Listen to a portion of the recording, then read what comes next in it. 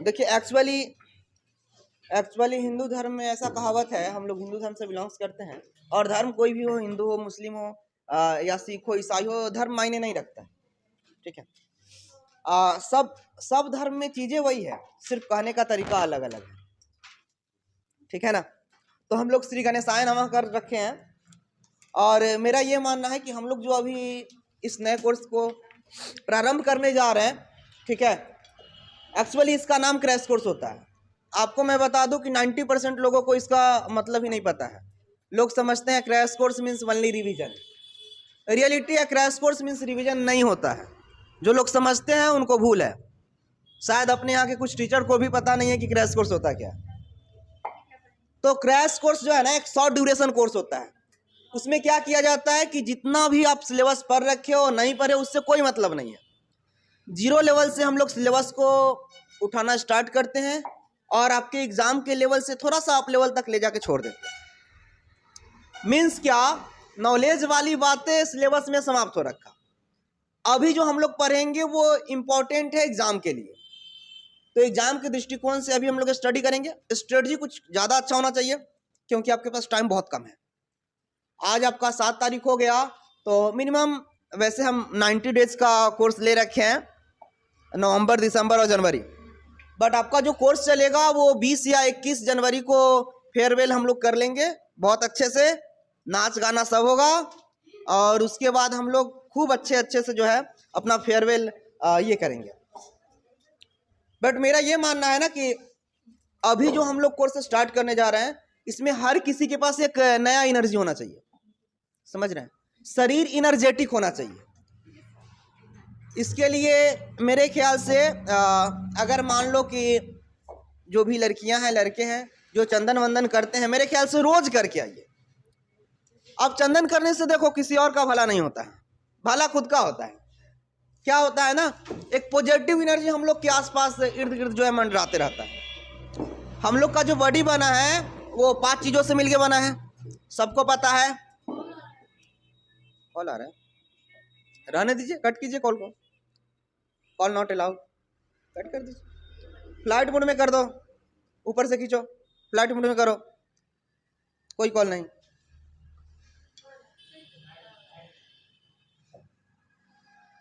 हो गया flight mode, सही है। तो वो नहीं, देखो एक्चुअली चीज़ें ये है ना कि हम लोग नई एनर्जी, नई उमंग से पढ़ेंगे। और यूं समझ लो कि अभी तक आपने 12th में कुछ पढ़ा ही नहीं है। माइंड को एकदम खाली करके रखो।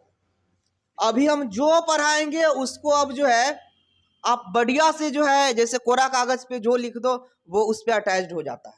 उसी प्रकार से आप लोग के माइंड पे हम जो लिखेंगे अभी A to Z, I will try कि सबसे पहले मैं बोर्ड पे ही सभी चीज़ों को क्लियर कर दूँ। उसके साथ साथ आपका एक अच्छा सा स्ट्रेटजी होना चाहिए, घर पे पढ़ने का एक अच्छा सा शेड्यूल होना चाहिए। वो शेड्यूल हम देंगे, हम एक अपना शेड्यूल देंगे। बोले हैं 5 क्लास मेरा यूट्यूब पे फ्री है, तो 5 क्लास तक हम वो शेड्यूल नहीं दे रहे हैं। 6वां क्लास मेरा होगा 6 डेज, उस दिन मैं अपना एक अच्छा सा शेड्यूल दूंगा जिसको सब लोग को फॉलो करना। ठीक है। और इस बार अपना जो है टारगेट है 90 प्लस। ठीक है। तो 90 प्लस बोले तो 450 प्लस हम चाहते हैं कि अप्रॉक्सीमेट बच्चे को है ना। सही, जो बच्चे फेल करने वाले हैं उनका मिनिमम 320, 340 ऐसे होना चाहिए फेल करने वाले बच्चे को। ऐसा मेरा स्ट्रेटजी है। ऐसा देखो, एक्चुअली मेरे करने से ऐसा होगा नहीं। ठीक है। मेरे यहाँ का हमेशा का रिजल्ट देख लो तुम, क्रैश कोर्स में हमेशा का रिजल्ट, जो लोग फेल करने वाले होते हैं उनका फर्स्ट आता है, जो लोग पास आउट होने वाले होते हैं उनका कुछ मार्क्स बढ़ जाता है। हाँ, कभी कभी ऐसा होता है कि कुछ पढ़ने वाले बच्चों का मार्क्स थोड़ा सा लेवल से कम आता है, कभी कभी ऐसा होता है। तो ऐसा होने का कारण ये है कि शायद वो ज़्यादा खुश हो जाते हैं या फिर लिखने में उनका लिखावट जो है कहीं कहीं एरर हो जाता है। बट हम लोग जो है इस बार क्रैश कोर्स के साथ साथ जो हम लोग लेवल पढ़ेंगे वो पूरा केमिस्ट्री और फिजिक्स के साथ साथ उसको लिखने का तरीका भी देखेंगे कि लिखा कैसे जाएगा, क्या कुछ नया करे, ताकि जो चेकर होता है, जो कॉपी आपका चेक करता है, वो आपके कॉपी पे अट्रैक्ट हो जाए। इन सभी चीज़ों को हम ध्यान में रखेंगे। ठीक है। और एक एक बच्चे के मैं कॉपी पे आऊँगा, ये सब चीज़ों को ध्यान रख के बताऊँगा, समझाऊँगा और फिर छोड़ूँगा। वैसे ये तो बात है कि आपके लालगंज में हम थोड़ा सा ज़्यादा शायद आप लोग के कैंपस से ज़्यादा शायद फी हम ले लिए हैं या ले रहे हैं, ये बात फैक्ट है। लेकिन मेरे ख्याल से हम जिनको भी बोले हैं वो बोले हैं कि सर इतने कम फी में क्रैश कोर्स नहीं होता है।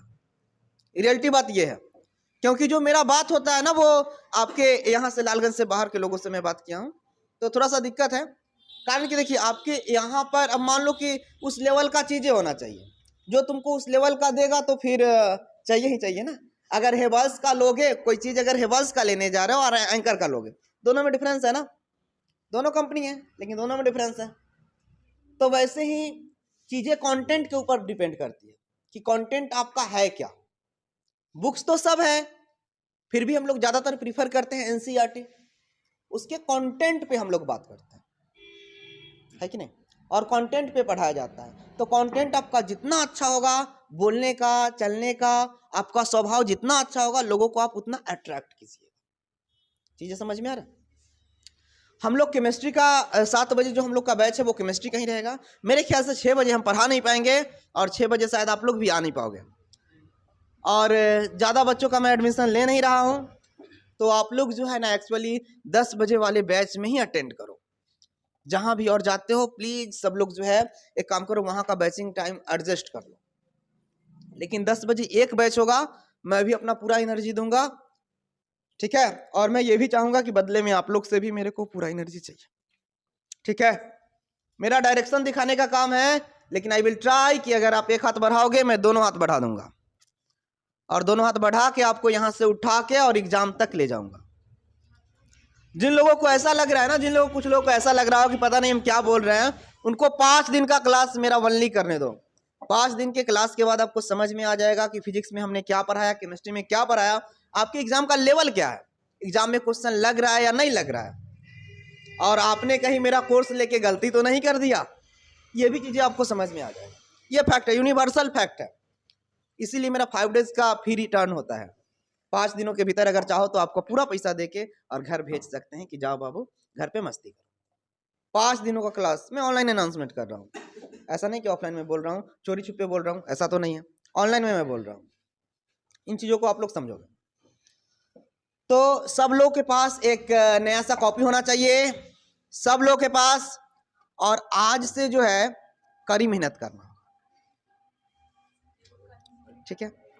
बस देखो आपके पास ओनली 65 डेज का टारगेट हम लेके चल रहे हैं। 90 डेज मेरे पास है, 65 डेज हम ले रहे हैं, ठीक है। अभी मेरा तबीयत ऑलरेडी खराब है, बट फिर भी मैं देखो आप लोग के सामने फुल एनर्जेटिक हूँ। रियलिटी यह है, क्योंकि देखो अगर मैं ये शो करूँ ना कि हमको कोई दुख दर्द तकलीफ है, तो उससे कुछ होना जाना है नहीं, है कि नहीं। तो उसको बचा के जहाँ है वो उसी को वहीं छोड़ दिए हैं।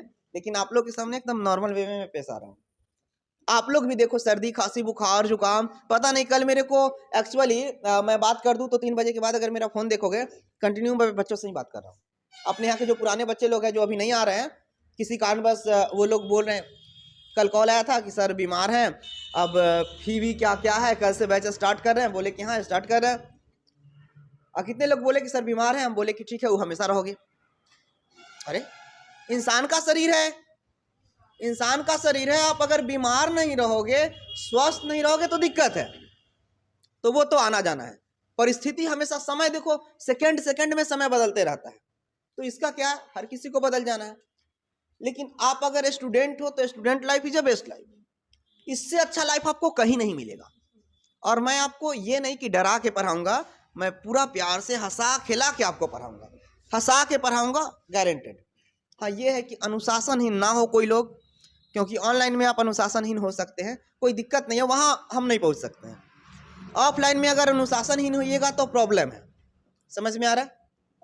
तो हम चाहेंगे कि आप लोग, सबसे बड़ी चीज़ है कि अनुशासनहीन कोई नहीं होगा, क्योंकि मैं अनुशासन वाले टॉपिक पे रोज रोज चर्चा नहीं करूँगा, मेरे पास टाइम नहीं है, ठीक है। और नहीं आपके पास इतना टाइम है कि आप इस चीज़ को हमरा से सुनो कि क्या क्लास में करना चाहिए, क्लास से बाहर करना चाहिए, ये सब थोड़ा सा मुश्किल वाला बात है। मैं चाहूँगा कि अपना दोस्त जो चिवड़ा चप या जो भी खाने वाले दोस्त होते हैं, चॉकलेट वगैरह, सबको छोड़ दो, ठीक है। दोस्ती अगर किसी से करना है तो अपने से तेज वाले या अपने लेवल के इंसान से दोस्ती करो, ताकि आपका स्ट्रेटजी बना रहे। और अगर कहीं आप गलत डायरेक्शन में डाइवर्ट हो तो वो तुरंत आपको सही डायरेक्शन में ले आए। दोस्ती ऐसा होना चाहिए। अब दोस्ती ऐसा नहीं होना चाहिए कि अगर आप सही भी हो तो वो गलत डायरेक्शन में आपको भेज दे। ऐसा दोस्ती से एकदम बच के रहिए। कहा जाता है, क्या बोला जाता है एक्चुअली, नहीं वो मैं नहीं बोल रहा हूँ। और कुछ लोगों को ये जो मैं बताने जा रहा हूँ ना, वो बड़ी फैक्ट बात है। टीका चंदन मधुर बानी, समझ में आ रहा है? टीका चंदन मधुर बानी और छलिया की यही निशानी, समझ में आ रहा है? तो एकदम सब चीजों से बच के रहना है। अब इतना एक्सप्लेन करेंगे तो समस्या है, आप लोग समझ सकते हो थोड़ा सा। तो जो है, आपको वैसे लोगों से दोस्ती करो जो करवाहट हो, जिकरा में जो आपको सही ट्रैक पे ला पाए, ठीक ना? और देखो, मेरे को जितना गाइड करना होगा हम क्लास में गाइड कर देंगे। इसके बाद आप लोग जो है ना, अपने लाइफ के लिए इतने बड़े हो रखे हो कि आप लोग खुद सोच सकते हो आपके लाइफ के लिए क्या अच्छा है क्या बुरा है। अब बात बात पे हम गाइड करेंगे तो थोड़ा सा दिक्कत है, इसलिए मेरा जितना फर्ज बन रहा है मैं उतना ऑफकोर्स करूँगा। उससे ज़्यादा करूँ तो थोड़ा सा दिक्कत हो जाएगा, इसलिए आप लोग प्लीज़ अपने समझना कि आप लोग को जो है ना, वो खुद ही 4 चांद लगाना है अपने मार्क्स में। मेरा कोशिश होगा, मेहनत तो आपका ही होगा। तो हम लोग स्मार्ट वर्क करेंगे, स्मार्ट वर्क करेंगे, ठीक है? यानी मेहनत भी स्मार्टनेस के साथ करेंगे। समझ में आ रहा है? अच्छा, क्रैश कोर्स के बारे में किसी को कोई डाउट, कुछ पूछना हो तो आज पूछ लो। कुछ भी, किसी का कोई क्वेश्चन है इसके बारे में, कोई अगर चाहो तो पूछ सकते हो। कोई भी नहीं? चलो सही है।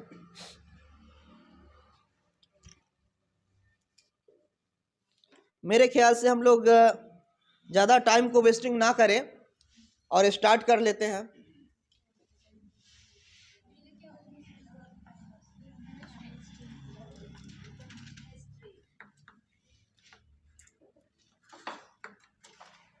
केमिस्ट्री,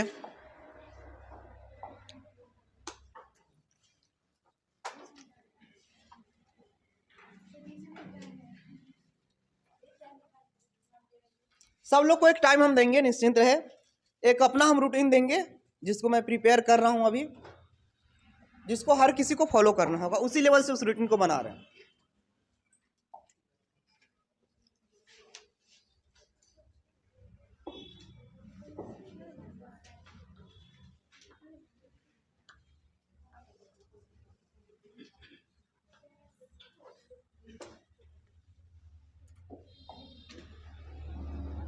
देखा जाए,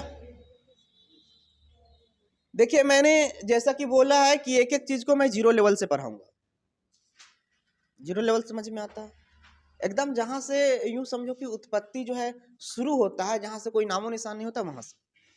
लेकिन देखिए एक्चुअली अगर मैं ज्यादा भी डीपली जाऊं ना, अगर केवल मेरे को बेसिक का क्लास लेने को बोलो तो मैं बेसिक क्लास आपको करीब करीब 1 ईयर ले सकता हूँ। 1 ईयर 0 लेवल से क्लास ले सकता हूँ, क्योंकि बहुत सारे ऐसे फैक्ट होते हैं जिसको छोड़ दिया जाता है या बुक्स में भी उतना डाटा दिया नहीं जाता है। तो चीज़ों को मैं 1 ईयर कम से कम पढ़ा सकता हूँ, वनली बेसिक, बिना किताब के।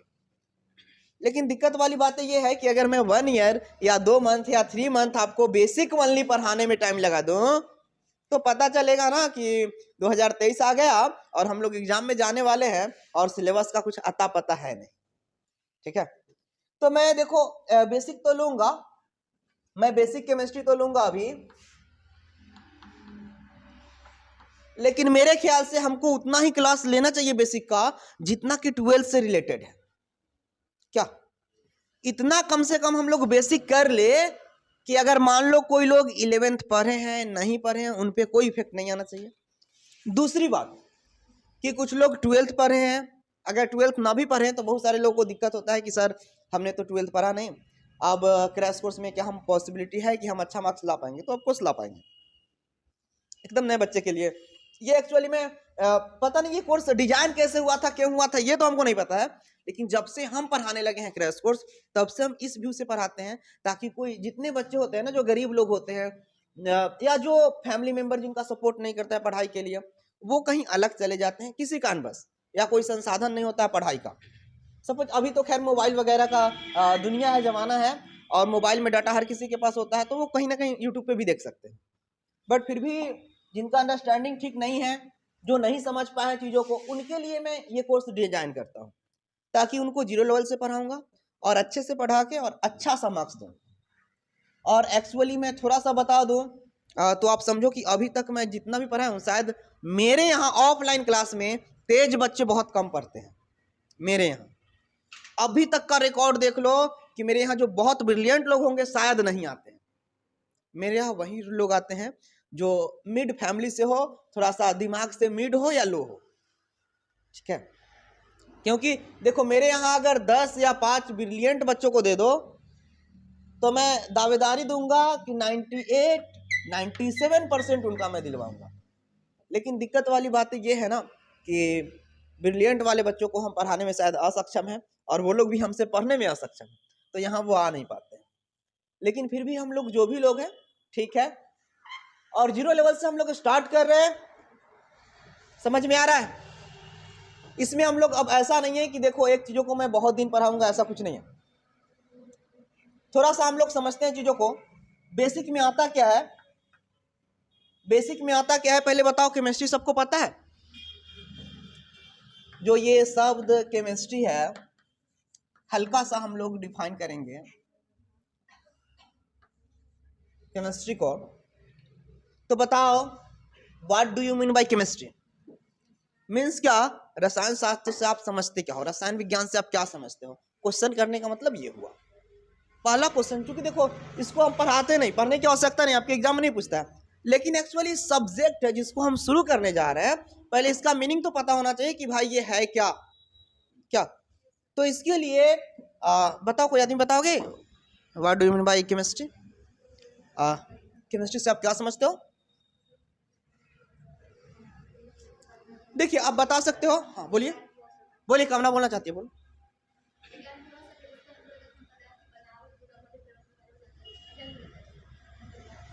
सही है, बैठ जाओ। मतलब विज्ञान की वह शाखा, विज्ञान की वह शाखा जिसके अंतर्गत हम पदार्थों की संरचना, बनावट, अभिक्रिया, गुण, है ना, ईटीसी के बारे में अध्ययन करते हैं, रसायन विज्ञान कहलाता है। या विज्ञान की उस शाखा को रसायन विज्ञान कहते हैं, है ना।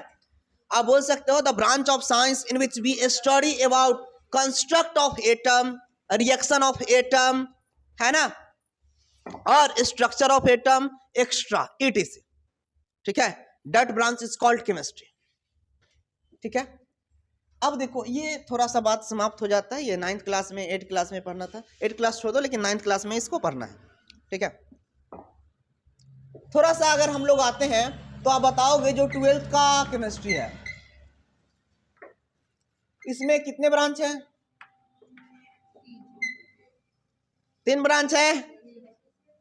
अब इसमें अगर देखोगे तो फर्स्ट वाले को बोलते हैं हम लोग फिजिकल केमिस्ट्री,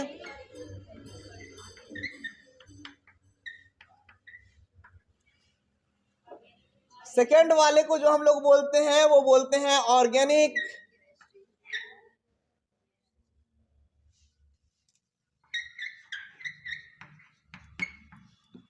ऑर्गेनिक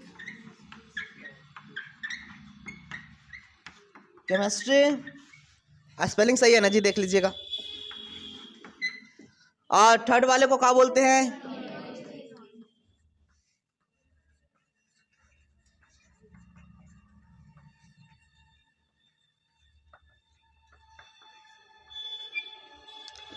देखिए चीजें ये है ना कि इस दोनों ब्रांच में अगर हम लोग को देखा जाए, सबसे ज्यादा पकड़ किस ब्रांच पे करना है? देखिए अगर पिछले साल के एग्जाम के क्वेश्चन को अगर देखें, पिछले साल का जो रिसेंटली अभी एग्जाम हुआ है, उसमें ऑर्गेनिक का वेटेज काफी था।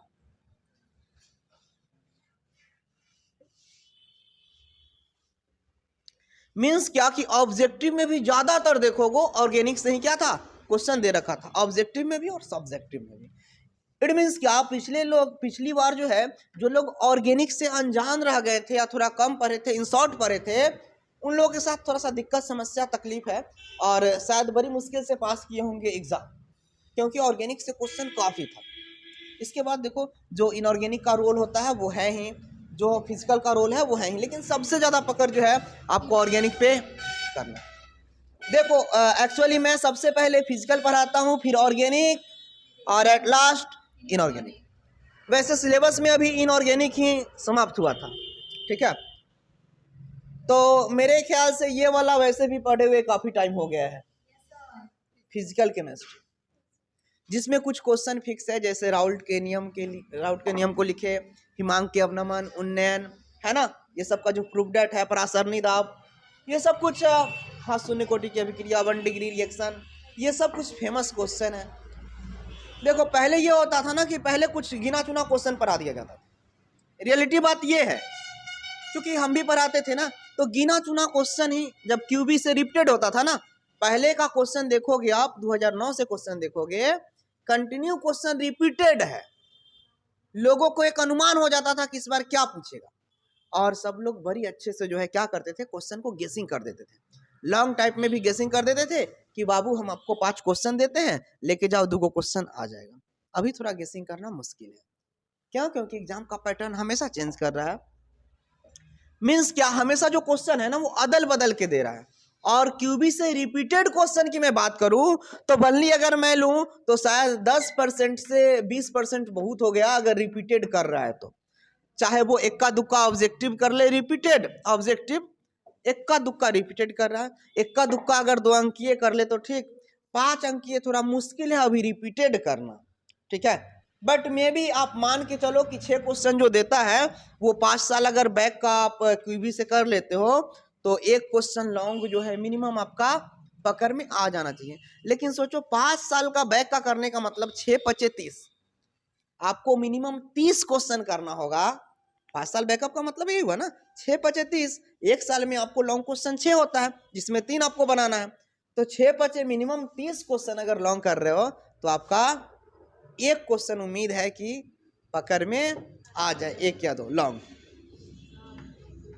देखो एक्चुअली हम लोग जो पढ़ेंगे सबसे पहले, अभी आप लोगों के एग्जाम का ये पैटर्न हमको दिखा नहीं है कहीं, या कहीं भी ये स्टेटमेंट पे मुहर नहीं लगा है कि क्या जो आपका एग्जाम होने वाला है वो फिजिक्स और केमिस्ट्री में 70 मार्क्स का ऑब्जेक्टिव हो रहा है। समझ में आ रहा? अगर 2 गुना होगा तो 70 मार्क्स का ऑब्जेक्टिव होगा, 70 क्वेश्चन होंगे जिसमें से 35 क्वेश्चन आपको बनाने होंगे,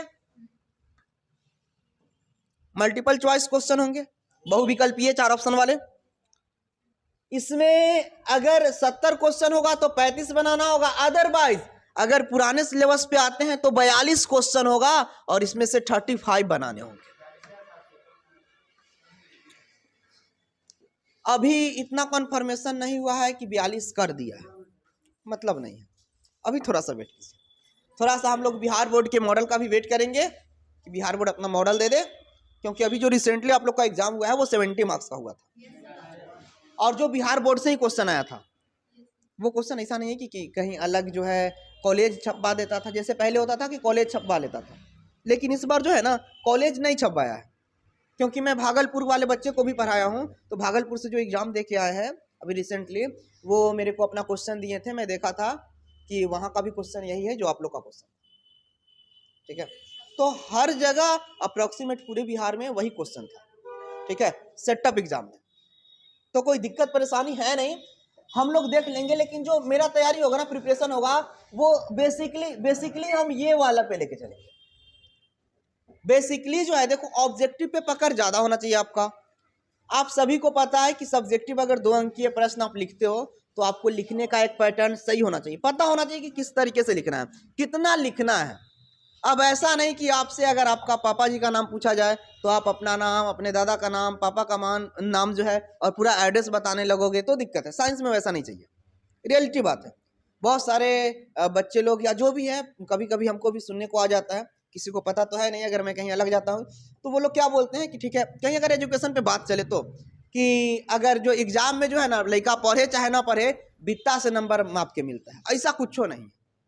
रियलिटी बात ये है, साइंस में तो खैर ऐसा होए भी नहीं करता, नहीं होता है, आई नो, आपसे अगर केवल हम आपका नाम पूछना चाह रहे हैं तो साइंस वही, साइंस कहता है कि आपसे जो पूछा जाए केवल उसी का जवाब।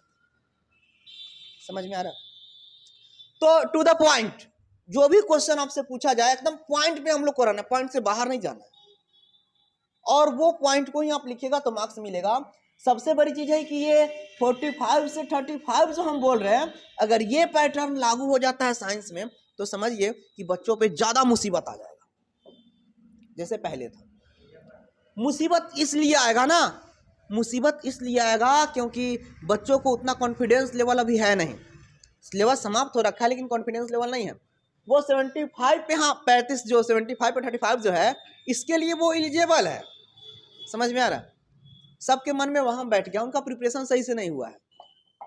किसी का भी प्रिपरेशन 42 टू 35 नहीं है। समझ में आ रहा है? लेकिन हम जो प्रिपरेशन करवाएंगे वो इसी पे करवाएंगे, और मेरा मानना है जो हम यहाँ पे एग्जाम लेंगे वो 42 का लेंगे, और सब लोगों का 30+ मार्क्स होगा। कुछ लोगों का अगर 35 से कम हुआ तब तो समस्या ही हो जाएगा, ठीक है। लेकिन कोशिश रहेगा कि सब लोगों का 42/35 हर किसी का हो, क्योंकि पूरा चीजें पढ़ाने के बाद हम लेंगे। इसमें आपका मार्क्स थोड़ा भी नहीं कटना है, याद रहेगा। 1 में 1 नंबर मिलेगा, लेकिन 2 अंकीय प्रश्न अगर तुम राइट कर रहे हो उसमें 2 अंक मिल जाए बड़ी मुश्किल है। उसमें हो सकता है 1 नंबर ही दे, 1.5 नंबर ही दे, आपका 1 नंबर या 1.5 नंबर दे 2 अंकीय प्रश्न में। हो सकता है लिखने में कोई इश्यू हो जाए, आप ठीक से नहीं लिखे हो, आंसर राइटिंग सही नहीं हो। तो इसलिए जो मार्क्स का खेल होता है ना वो यही होता है। सबसे पहले हम लोग इस पे पकड़ करेंगे, फिजिक्स केमिस्ट्री बायोलॉजी तीनों में, और जिनका मैथ है मैथ में, मतलब एवरी सब्जेक्ट पे इस चीज पे काम करेंगे, सभी सब्जेक्ट के लिए। लेकिन फिजिक्स और केमिस्ट्री में ज्यादा करेंगे, क्योंकि ज्यादातर फिजिक्स और केमिस्ट्री में ही क्रॉस लगते हैं। इस चीजों से थोड़ा सा जो है ना वो डर सा लगा रहता है, किसी को क्रॉस ना लग जाए, तो हम लोग इस लेवल पे काम करेंगे। और इसमें जो बचा आपका 2 अंकीय प्रश्न लॉन्ग टाइप, तो मैं भी बिलीव रखिए कि 2 अंकीय प्रश्न इतना आपको करवा दिया जाएगा कि एग्जाम में जाने से पहले मेरे ख्याल से आप लोग को लगेगा कि हम लोग काफ़ी अच्छा हो गए हैं। और आप लोग खुद बोलोगे तभी हम 21 तारीख को छोड़ेंगे आपको। आप लोग खुद बोलो कि सर अब बहुत हो गया, अब एग्जाम का जो है ना बोर्ड का इससे ज़्यादा पूछने का औकात नहीं है, रहने दीजिए, ये आप लोग खुद बोल दोगे। और पूरे चीज़ों को हम कवर करवाएंगे, ठीक है। हाँ कवर हम करवाएंगे, करवाना तो है, करवाएंगे। तो इसमें जो है ना हम लोग सबसे पहले इस वाले ब्रांच पे बात करेंगे। ये ब्रांच आपका 23 मार्क्स का,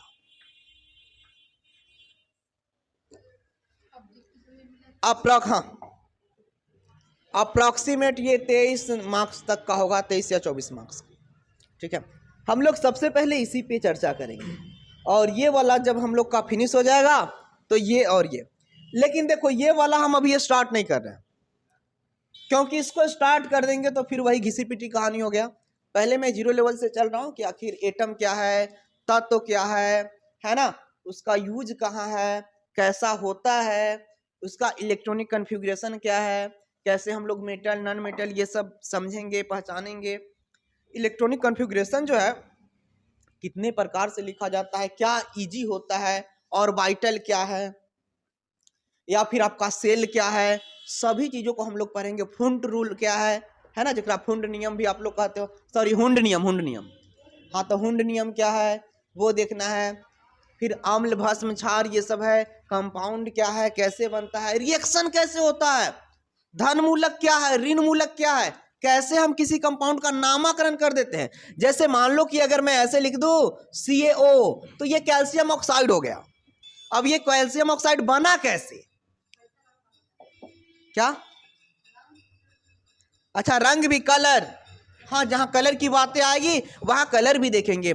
बट अगर मैं आपको बता दूं, थोड़ा सा हम लोग देखें कि अगर कैल्शियम ऑक्साइड बना कैसे है, तो आपके पैरों तले जमीन गायब हो जाएगा। शायद अभी तक आपको पता नहीं होगा कि कैल्शियम ऑक्साइड बनता कैसे है। देखिए एक्चुअली कैल्शियम जो है ना, ये ऑक्सीजन है, चीजों को समझे। ये मैं पूरा पढ़ाऊंगा, अभी बस एक नॉर्मली दिखा रहा हूं कि बनता कैसे है। कैल्शियम का जो होता है ना, कैल्शियम का आप इलेक्ट्रॉनिक कन्फिग्रेशन लिखोगे तो लास्ट वाले कक्षक में, यानी लास्ट वाले कक्षा में जो होगा कितना मार्क्स होगा, 2 अंक होगा। मीन्स क्या, आप इसकी वैलेंसी बोल सकते हो, संयोजकता जो है 2 है। अच्छा, ऑक्सीडेशन नंबर है ना जी। तो देखो ये जो है ना, ये क्या धन मूलक है, कैल्शियम जो है धन मूलक है। क्यों धन मूलक है? अरे 2 को वो क्या करेगा, लॉस करेगा। Loss of electron is called oxidation और gain of electron is called reduction. ध्यान में रखना है। मतलब ऑक्सीकरण क्या होता है, तो जो इलेक्ट्रॉन को लॉस करता है, त्याग करता है, ऑक्सीकरण कहलाता है, और जो ग्रहण करेगा रिडक्शन कहलाएगा, अवकरण कहलाएगा। ये धन मूलक है। मैं आपको एक लिस्ट दूंगा, बताऊंगा कि धन मूलक कौन कौन सा है। ये जो है कैल्शियम एक धन मूलक है, ये ऑक्सीजन जो है ये ऋण मूलक है, ये भी 2 रखता है। और देखो ये 2 से 2 जो है ना 1 टाइम कैंसल होता है। और वही बात है, इसका टोपी इसका सिर और इसका टोपी इसका सिर, और ये करके आपका आ जाता है Ca। ये 1 हो गया इसलिए नहीं लिखा गया, समझ में आ रहा है, अदरवाइज ये लिखा जाता। तो इसका नाम जो होता है, कैल्शियम और ऑक्सीजन को एक साथ मिला दो तो कैल्शियम ऑक्साइड हो जाता है ना। तो इसके लिए क्या है, कैसे आया, तो पहले तो धन मूलक ऋण मूलक को आपको जानना होगा कि धन मूलक क्या है, ऋण मूलक क्या है, इसका यूज कैसे हो रहा है ना। उससे भी पहले आपको एटम के बारे में पढ़ना होगा, फिर इलेक्ट्रॉन के बारे में पढ़ना होगा, प्रोटॉन के बारे में पढ़ना होगा, न्यूट्रॉन के बारे में पढ़ना होगा, है ना जी। थोड़ा सा इन शॉर्ट हम लोग चर्चा कर लेते हैं। और टाइम बचा हुआ है क्या? टाइम तो बहुत कम है, तो आज जो है इसको यहीं तक छोड़ते हैं। और उम्मीद है कि हम लोग कल से 7 बजे, आप लोग कोशिश कीजिए कि 7 बजे से 5 मिनट 10 मिनट पहले आ जाएं। आई विल ट्राई कि मैं आपसे पहले आ जाऊं, ठीक है। और फिर से हम लोग क्या करेंगे, क्लास कर लेंगे। एक और इम्पोर्टेंट बात आप लोग सुन ले कि देखिए, मेरा थोड़ा सा जो है ना, एक ये कंडीशन है कि अगर मैं जो अनाउंसमेंट कर रखा उस पर मैं अव्वल हूँ, चाहे कुछ भी हो जाए। तो मेरे ख्याल से देखिए, जिन लोगों का भी क्रैश कोर्स में हम एंट्री ले रखे हैं, प्लीज़ सब लोग अपना फ़ी जमा कर ले, क्योंकि बिना फ़ी वाले को मैं क्लास में देखना नहीं चाहता। इसलिए क्योंकि अगर आप में से किसी का फ़ी बचा रहेगा ना, तो थोड़ा सा मैं पढ़ाने में हिचकिचाऊंगा। मैं ऐसा चाहता हूं कि सब लोग का फ़ी जमा हो मेरे पास, ताकि मेरा ध्यान पैसे पे ना जाए। हम केवल यहाँ आए और पढ़ाई स्टार्ट करें, हमको केवल पढ़ाना है। समझ में आ रहा है? अगर 2 लोग 4 लोग का भी बच जाता है पेमेंट तो दिक्कत है, मेरा ध्यान पैसे पे रहेगा। मेरे ख्याल से आप लोग ऐसा ना चाहो कि हमारा ध्यान पैसा पे जाए, तो आप लोग प्लीज़ पेरेंट को बोलो और अपना पेमेंट जो है वो कर ले, ठीक है। चलिए, nice to meet you, see you at 10 AM। 10 बजे हम लोग मिलेंगे फिजिक्स के साथ।